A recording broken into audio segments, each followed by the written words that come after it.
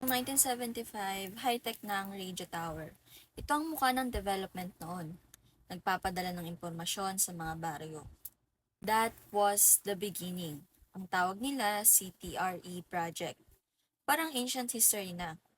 Pero yung goal nila noon, exact same goal ko ngayon.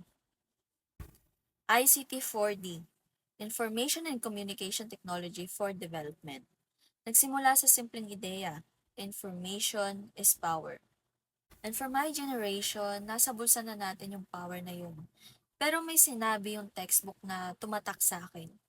Technology has changed faster than our ability to apply the lessons learned.